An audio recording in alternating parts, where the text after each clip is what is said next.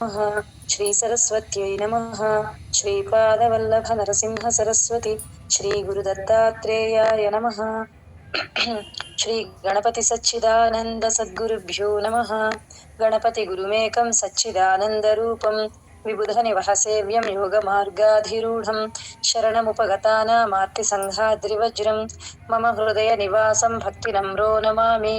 दत्तात्रेय समारम्भां नृसिंहादिकमध्यमां सच्चिदानन्दपर्यन्तां वन्दे गुरुपरम्परां ज्ञानानन्दमयं देवं निर्मलस्फटिकाकृतिम् आधारं सर्वविद्यानां हयग्रीवमुपास्महे।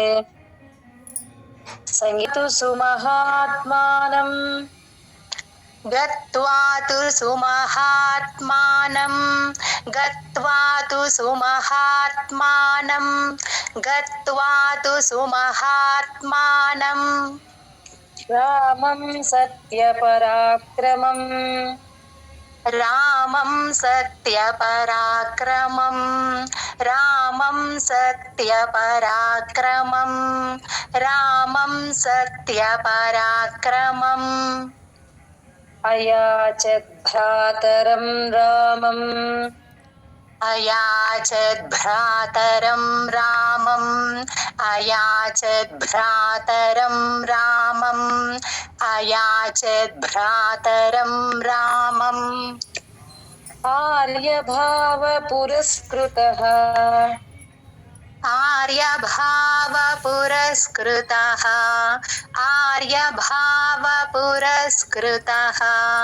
आर्यभावपुरस्कृतः गत्वा तु सुमहात्मानं रामं सत्यपराक्रमम् गत्वा तु सुमहात्मानं रामं सत्यपराक्रमं गत्वा तु सुमहात्मानं रामं सत्यपराक्रमं गत्वा तु सुमहात्मानं रामं सत्यपराक्रमम् अयाचद्भ्रातरं रामम् आर्यभावपुरस्कृतः अयाचद्भ्रातरं रामम् आर्यभावपुरस्कृतः अयाचद्भ्रातरं रामम् आर्यभावपुरस्कृतः अयाचद्भ्रातरं रामम् आर्यभावपुरस्कृतः गत्वा तु सुमहात्मानं रामं सत्यपराक्रमम् अयाचद्भ्रातरं रामम् आर्यभावपुरस्कृतः गत्वा तु सुमहात्मानं रामं सत्यपराक्रमम् अयाचद्भ्रातरं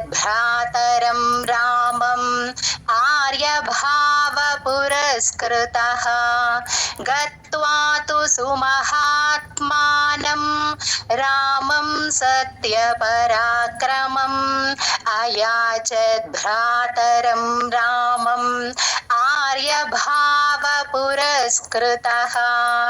गत्वा तु सुमहात्मानं रामं सत्यपराक्रमम् अयाचद्भ्रातरं रामम् आर्यभावपुरस्कृतः गत्वा तु सुमहात्मानं रामं सत्यपराक्रमम् अयाचद्भ्रातरं रामम् आर्यभावपुरस्कृतः गत्वा तु सुमहात्मानं रामं सत्यपराक्रमम् अयाचद्भ्रातरं रामम् आर्यभावपुरस्कृतः गत्वा तु सुमहात्मानं रामं सत्यपराक्रमम् अयाचद्भ्रातरं रामम् आर्यभावपुरस्कृतः पुरस्कृतः गत्वा तु सुमहात्मानं रामं सत्यपराक्रमम् अयाचत् भ्रातरं रामम् आर्यभावपुरस्कृतः। जय गुरुदत्तम। त्वमेव राजा धर्मज्ञः त्वमेव राजा धर्मज्ञः त्वमेव राजा धर्मज्ञः त्वमेव राजा धर्मज्ञः इति रामं वचोब्रवीत् इति रामं वचोब्रवीत् इति रामं वचोब्रवीत् इति रामं वचोब्रवीत् रामोऽपि परमोदारः रामोऽपि परमोदारः रामोऽपि परमोदारः रामोऽपि परमोदारः सुमुखः सुमहायशाः सुमुखः सुमहायशाः सुमुखः सुमहायशाः सुमुखः सुमहायशाः त्वमेव राजा धर्मज्ञः इति रामं वचोब्रवीत् त्वमेव राजा धर्मज्ञः इति रामं वचो